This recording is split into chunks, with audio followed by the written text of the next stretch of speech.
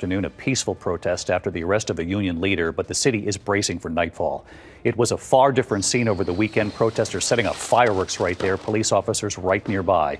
A line of self-driving vehicles set on fire. Crowds shutting down the 101 freeway downtown, LAPD officers trying to move them off. The moment a U.S.-based correspondent from Australia reporting on the protests. You can see there, she's hit by an officer's rubber bullet. President Trump going over the governor's head, sending the state's National Guard to the scene, and tonight he's now sending hundreds of these U.S. Marines. Our chief national correspondent, Matt Gutman, leading us off tonight on the scene in Los Angeles. Matt is one-on-one with Border Czar Tom Homan tonight.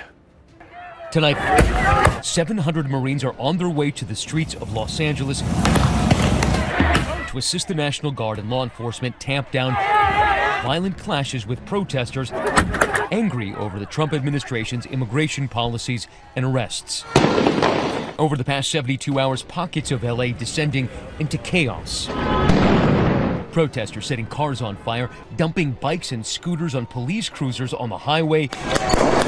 Law enforcement firing hundreds of flashbangs and non-lethal projectiles and making dozens of arrests. It got so heated in the streets that a British photographer needed emergency surgery after being struck by a non-lethal projectile. Moving them on through the... And there was this moment. Watch as a correspondent for 9 News Australia reporting on the protest when an officer hits her with a rubber pellet.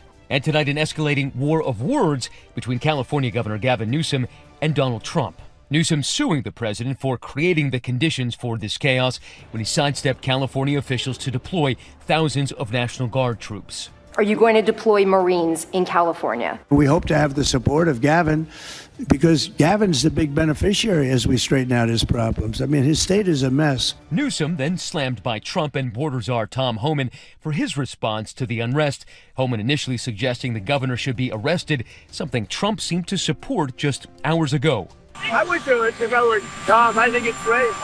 Gavin likes the publicity, but I think it would be a great thing. He's done a terrible job.